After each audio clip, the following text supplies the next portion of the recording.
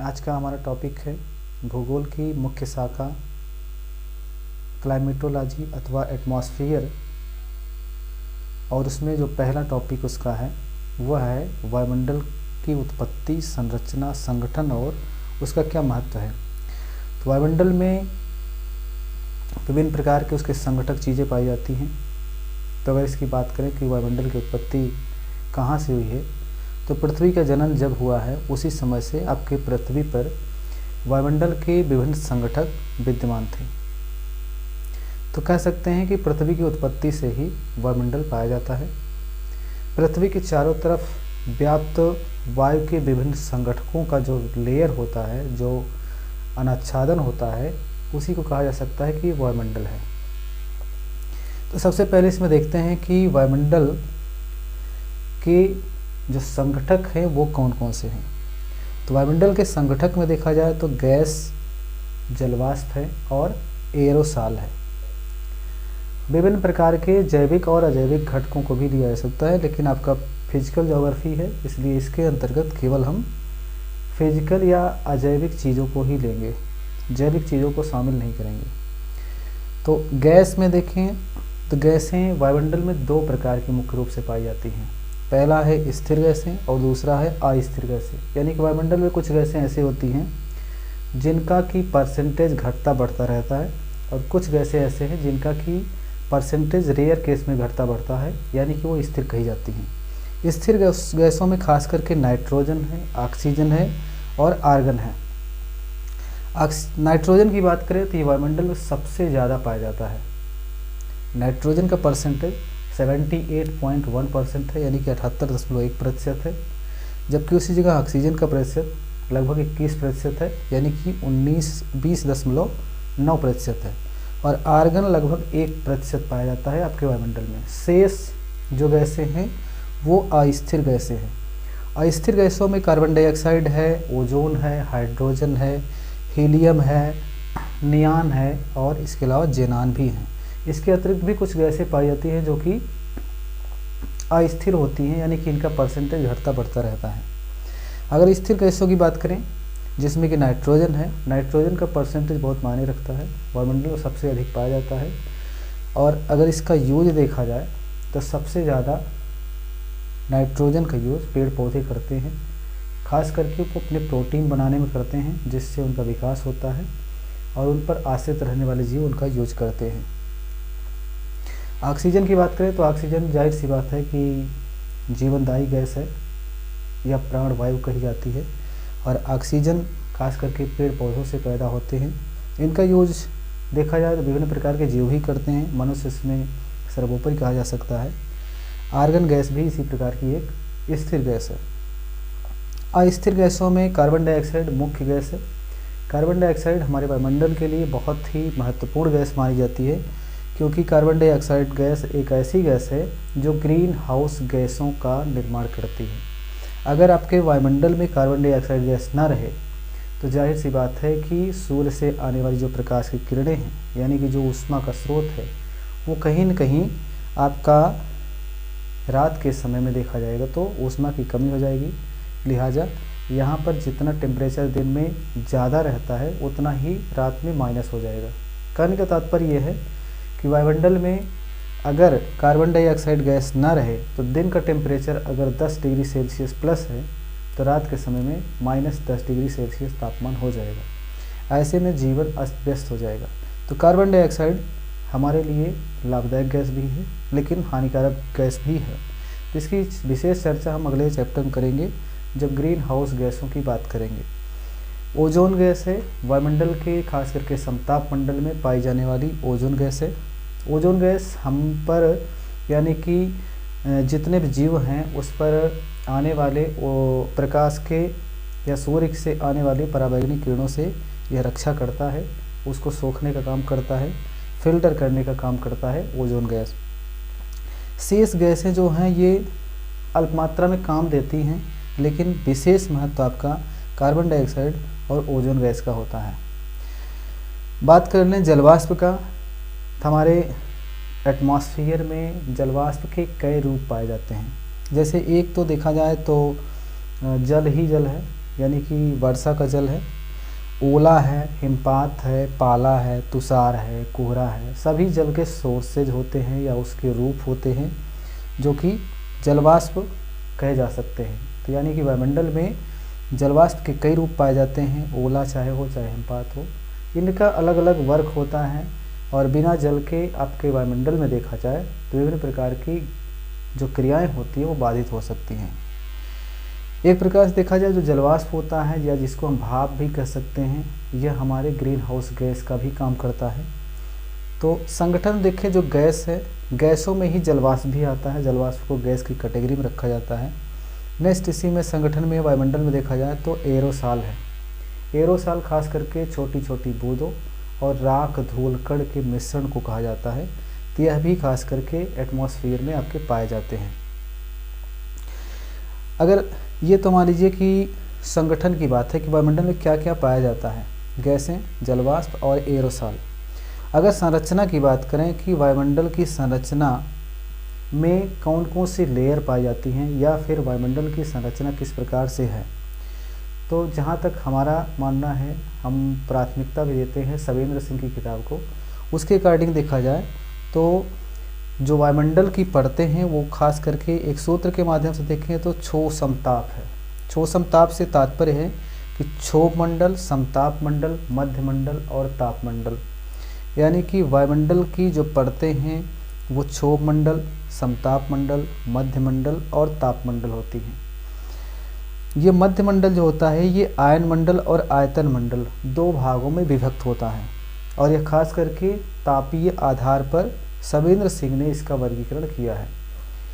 Next अगर बात करें रासायनिक आधार पर, तो रासायनिक आधार पर आपके वायुमंडल की दो परतें होती हैं, एक है सममंडल और दूसरा है विषम मंडल। इसकी थोड़ा सा विशेष चर्चा हम आगे करते हैं। एक चीज़ और इसमें देख लेते हैं कि जो जलवाष्प होता है, जलवाष्प में अगर देखा जाए तो पृथ्वी के ऊपर जलवाष्प की अलग अलग जगहों पर अलग अलग वितरण एक हिसाब से मिलता है। भूमध्य रेखा पर देखें तो भूमध्य रेखा पर जलवाष्प अधिक पाया जाता है ध्रुवों की अपेक्षा, जबकि ध्रुवों पर हमेशा बर्फ जमा रहता है। इसके बावजूद भूमध्य रेखा पर ज़्यादा होता है। ज़्यादा होने का रीज़न ये है कि वहाँ पर सूर्य का किरण लंबवत अक्सर मिलता है या फिर सूर्य की किरणें ज़्यादा पाई जाती हैं, तिरछी नहीं पाई जाती हैं। लंबवत होने की वजह से वहाँ जल का जो वाष्पीकरण होता है ज़्यादा होता है, लिहाजा वहाँ पर जलवाष्प ज़्यादा मिलता है। सीधा सा कह सकते हैं कि भूमध्य रेखा पर ध्रुवों की अपेक्षा जलवाष्प की मात्रा अधिक होती है।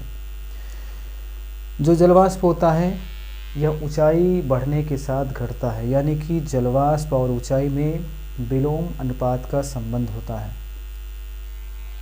इसी प्रकार से अगर कहें कि जो जलवाष्प होता है यह सबसे ज़्यादा पृथ्वी के धरातल के करीब पाया जाता है, यानी कि 5 किलोमीटर की ऊंचाई पर जलवाष्प का करीब 90% भाग पाया जाता है।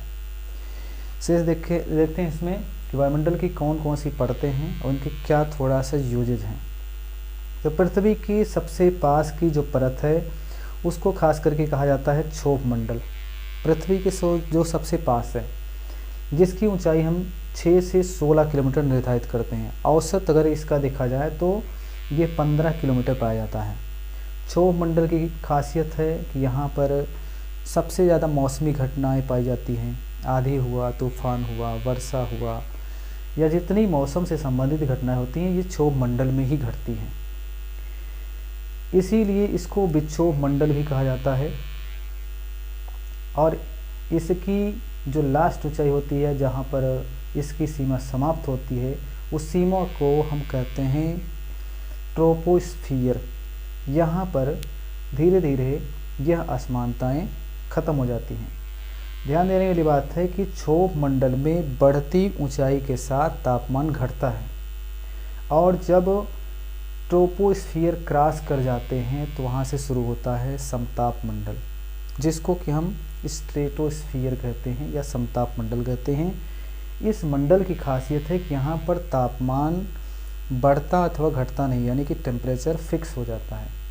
इसी समताप मंडल में आपके ओजोन गैस पाई जाती है, जिसकी हम चर्चा इसके पहले किए थे। ओजोन गैस यहीं पर पाई जाती है समताप मंडल में। और समताप मंडल में जो ओजोन गैस पाई जाती है, यह खास करके सूर्य से आने वाली प्रकाश की किरणों को क्या करती है, सोखती है। समताप मंडल की ऊंचाई अगर देखी जाए तो जो समुद्र तल पृथ्वी के ऊपर है उससे 50 किलोमीटर की ऊंचाई तक पाया जाता है समताप मंडल। और समताप मंडल के ऊपरी हिस्से को स्ट्रेटोपाज कहा जाता है। और स्ट्रेटोपाज के जस्ट ऊपर स्टार्ट होता है मध्य मंडल, और मध्य मंडल के निचले भाग को आयन मंडल कहते हैं और मध्य मंडल के ऊपरी भाग को आयतन मंडल कहा जाता है। मध्य मंडल की मैक्सिमम ऊंचाई 80 किलोमीटर है, और जो 80 किलोमीटर इसकी मैक्सिमम ऊंचाई है यहीं पर स्थित है मीसोपास, यानी कि मध्य सीमा कही जा सकती है मीसोपास को। इसके बाद स्टार्ट होता है तापमंडल, और तापमंडल 800 किलोमीटर से भी अधिक ऊंचाई पर पाई जाती है। थोड़ा सा इसमें क्षोभमंडल की बात कर लें, समताप मंडल की बात कर लें। मौसम संबंधित सभी घटनाएं हालांकि क्षोभमंडल में ही घटती हैं। आपने देखा होगा खास करके बरसात की ऋतुओं में जबकि बादल हुआ रहता है, उसमें हम देखते हैं कि जो चाँद होता है, चाँद समझ में आता है कि चाँद आपके ये बादल के बीच से होकर गुजरता है, लेकिन ऐसा नहीं है। जो आपका चाँद होता है यह कहीं न कहीं अंतरिक्ष में होता है, ब्रह्मांड में बहुत ऊंचाई पर होता है, जबकि जो बादल होते हैं इसी क्षोभ मंडल की ऊंचाई पर पाए जाते हैं। और भी हम व्यवहारिक देखें तो जितने भी आपकी लंबी दूरी तय करने वाले वाहन होते हैं या फिर लंबे जाने वाले आपके वायुयान होते हैं, वो वायुयान आपके समताप मंडल में ही पाए जाते हैं, यानी कि समताप मंडल में ही उड़ाए जाते हैं। रीजन इसका ये है, इसके रीजन दो हैं। पहला रीजन ये है कि यहाँ पर वायुमंडलीय दशाएं स्थिर रहती हैं, तापमान का ना तो घटना बढ़ना पाया जाता है, ना ही यहाँ मौसमी घटनाएं पाई जाती हैं। साथ ही साथ यहाँ पर वायुमंडल कम पाया जाता है, लिहाजा घर्षण कम होता है और हमारे जेट को थोड़ा सा जो एनर्जी होती है उसको कह सकते हैं कि बचाने में मदद मिलती है। जबकि क्षोभ मंडल में ऐसा नहीं है कि वायुयान उड़ाए नहीं जाते हैं, वायुयान यहाँ भी उड़ाए जाते हैं, लेकिन थोड़ी दूरी वाले या क्षेत्रीय जो वायुयान होते हैं उन्हीं को उड़ाया जाता है। जबकि समताप मंडल में लंबी दूरी के वायुयान को उड़ाने के लिए ये उपयुक्त स्थान पाया जाता है, इसलिए लंबी दूरी के वायुयान इसी में उड़ाए जाते हैं। ध्यान देने वाली चीज़ है कि क्षोभ मंडल की ऊपरी सीमा पर जेट स्ट्रीम पाई जाती है, जेट स्ट्रीम चलती है, इसलिए जो पायलट होते हैं वो बहुत कुशल होने चाहिए, अन्यथा यहाँ पर दुर्घटना होने की संभावना बहुत रहती है। ठीक है, ये सब चीज़ें हैं। इसके अलावा आयन मंडल की अगर थोड़ा सा बात कर लें तो यहाँ पर आयनाइजेशन का काम होता है, आयनीकरण का काम होता है। यहाँ पर विभिन्न जो आपकी गैसें होती हैं, जैसे आपका हाइड्रोजन है या फिर ऑक्सीजन है, अगर उसके परमाणु कहीं इस मध्य मंडल में पहुँच गए, अगर उसके परमाणु खास करके जब यहाँ पहुँच जाते हैं तो जो सूर्य से आने वाला प्रकाश होता है उसके साथ गामा और एक्स रेज भी होती हैं, और यहाँ वायुमंडल में यानी कि मध्य मंडल में जो ऑक्सीजन अथवा हाइड्रोजन के परमाणु पहुँचे रहते हैं उनसे रिएक्शन करते हैं और उनके इलेक्ट्रॉन को निकाल देते हैं।